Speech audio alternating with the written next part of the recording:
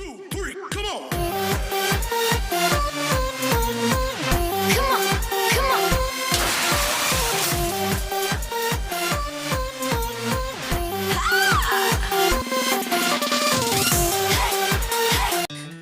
Assalamualaikum warahmatullahi wabarakatuh. Oke teman-teman, kembali di channel saya, Amri Channel.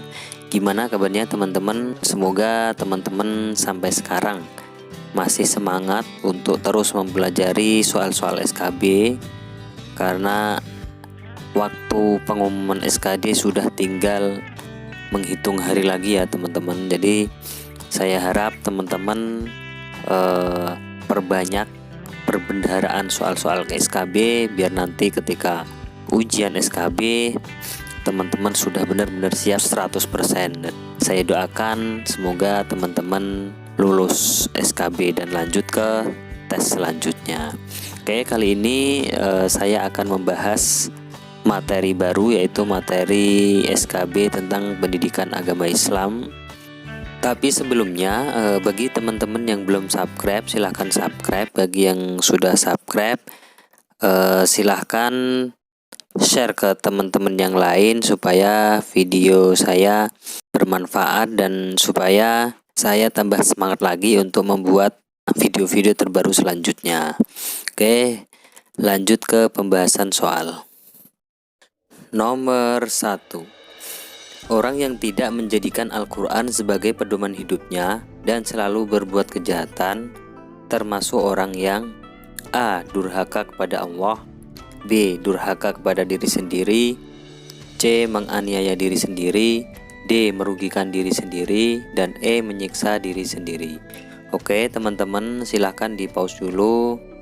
Kira-kira jawabannya yang mana? Kalau udah, jawaban yang tepat yaitu C. Menganiaya diri sendiri. Karena kalau untuk yang A, durhaka kepada Allah, itu bukan ya teman-teman. Kalau durhaka itu jatuhnya tidak mau menyembah, kemudian membangkang perintah Allah, itu masuk ke tepatnya ke durhaka. Kemudian yang B, durhaka kepada diri sendiri, itu juga enggak.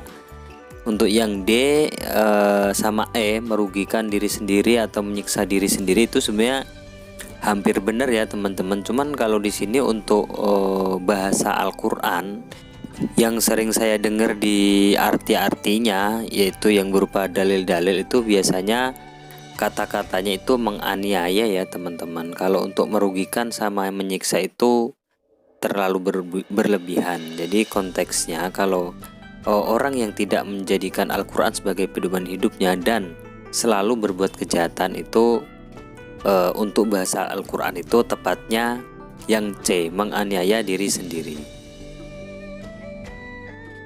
Nomor 2. Seperti kita ketahui bahwa bumi memiliki dua kutub, yaitu kutub utara dan kutub selatan. Menurut penyelidikan para ahli sains, seiring dengan berjalannya waktu akan terjadi pergeseran kutub-kutub magnetis yang menyebabkan posisi kutub utara magnetis bergeser menempati lokasi kutub selatan magnetis, dan begitupun sebaliknya. Sebagaimana hadis riwayat Muslim nomor 2942 dan Abu Dawud nomor 4310 dari Abdullah bin Amr bin As tentang tanda-tanda hari kiamat. Nah, pergeseran tersebut merupakan gejala peristiwa A. Munculnya Dajjal, B. Munculnya binatang melata, C. Bumi tertiup kabut, D. Matahari terbit dari barat, dan E. Munculnya Ya'jud dan Ma'jud. Oke teman-teman, silahkan dipahami dulu, kemudian di pause. Kira-kira jawabannya yang mana?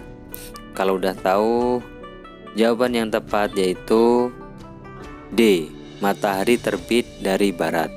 Oke teman-teman, jadi di sini untuk kuncinya itu, kalau berhubungan dengan waktu, kan ini ada seiring perjalannya waktu akan terjadi pergeseran kutub-kutub magnetis yang menyebabkan posisi kutub utara magnetis bergeser menempati lokasi kutub selatan magnetis, dan begitupun sebaliknya. Nah, ini kutub ini biasanya kan pergeseran nih. Pergeseran itu kan biasanya kalau nggak bumi, bulan, kalau nggak bulan, matahari. Berarti ini itu ada kaitannya dengan waktu.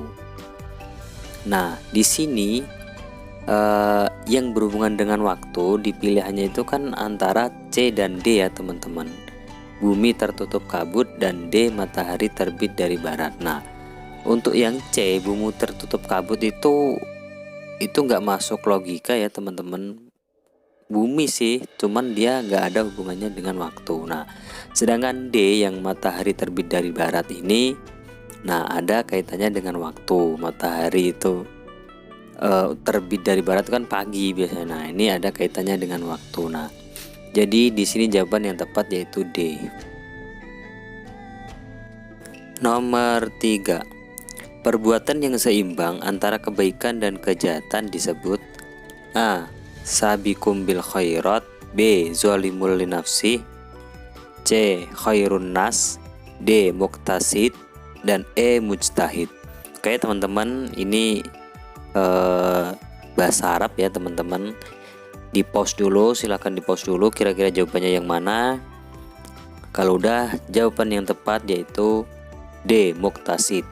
Kalau untuk yang A, Sabiqum bil khairat itu jalan menuju kebaikan. Kemudian yang untuk B, Zolimul linafsi itu zolim terhadap diri sendiri. Kemudian C, Khairun nas itu sebaik-baik manusia. Dan E, Mujtahid itu orang yang berijtihad atau orang yang bersungguh-sungguh. Jadi jawaban yang tepat yaitu D, Muqtasid. Nomor 4. Tidak semua usaha dapat membuahkan hasil, terkadang terjadi kegagalan. Namun demikian, kita harus berprasangka baik sekalipun mengalami kegagalan.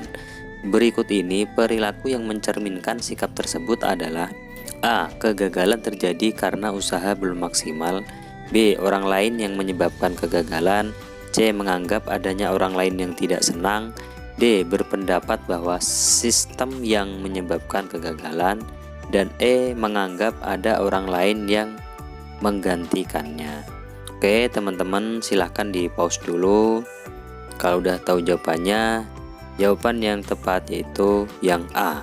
Kegagalan terjadi karena usaha belum maksimal. Untuk ini nggak usah saya jelasin ya teman-teman, karena ini soalnya nggak terlalu sulit. Ini cukup difahami aja, cukup dianalisa aja. Pasti teman-teman juga udah pada tahu jawabannya.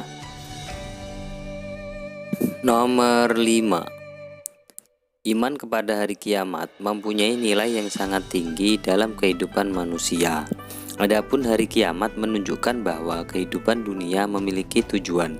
Oleh karena itu, dengan beriman kepada hari kiamat mempunyai beberapa hikmah.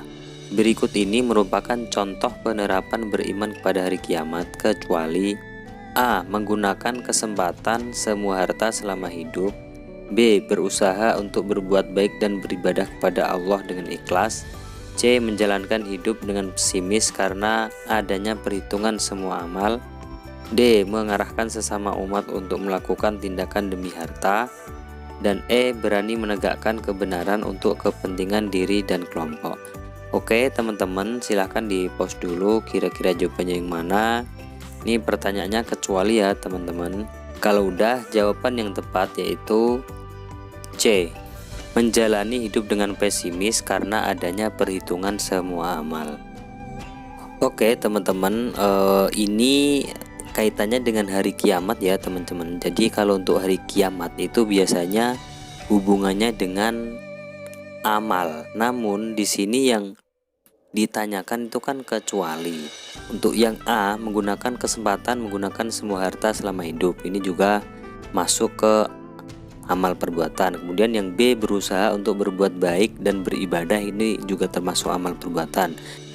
Untuk yang D, ini ada kaitannya dengan amal, tapi nggak ada kaitannya dengan hari kiamat ya teman-teman. Mengarahkan sesama umat untuk melakukan tindakan demi harta, ini bagus, menjaga hartanya, tapi ini nggak ada kaitannya dengan hari kiamat. Kemudian yang E, berani menegakkan kebenaran untuk kepentingan diri dan kelompok. Kalau ini udah jelas nggak ada kaitannya dengan iman kepada hari kiamat. Jadi yang ditanyakan di sini itu kan contoh penerapan beriman kepada hari kiamat. Nah ini yang merupakan penerapan itu kan yang A, B dan C ya teman-teman. Untuk D dan E ini nggak usah dipikirin. Tetapi untuk yang C ini memang contoh, cuman dia itu janggal karena dia itu ada kata-kata pesimisnya. Jadi jawaban yang tepat yaitu C. Oke teman-teman, itulah tadi pembahasan soal SKB untuk hari ini, dan tetap semangat dan jangan lupa like, share, and subscribe. Goodbye.